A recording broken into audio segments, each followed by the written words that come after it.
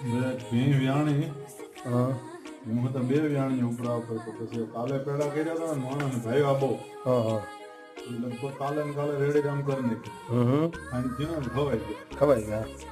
સવારે દાઢી છૂટ્યા બે ત્રણ ના મેસેજ આવ્યા આમ તો પેટા તો બનાવી પછી આજી પાસે બનાવવાનું ચાલુ કર્યા ટોપી છોડાયું સવારનું હવે આજે આપણે અડધી કલાકમાં બની જાય ઓરિજિનલ ભીંના પેડા ચોથા દિના ભીં વ્યાણીના ચોથા દિના દૂધના હયા ફટેકડી બટેકડી કઈ નાખવું ન પડે દૂધ તાજું હોય ને તો પ્રોસેસ કઈ એ જરા ગમને ગયો પ્રોસેસમાં એવું છે કે એમાં ટોપી મૂકીને દૂધ નાખી દે એટલે આ તાજી ભીં વ્યાણી હોય ને એમાં ફટાકડી કે કંઈ આમ સાહ નાખે ને એને નાખી દો એ કંઈ નાખવું ન પડે ડાયરેક્ટ દૂધ છે ને એક બે ઉફાણ આવે ને તે ફાટવા માંડે બરાબર દૂધ આપણું ફાટે રેડી થાય આપણે એમાં ખાંડ પણ એડ કરી દીધી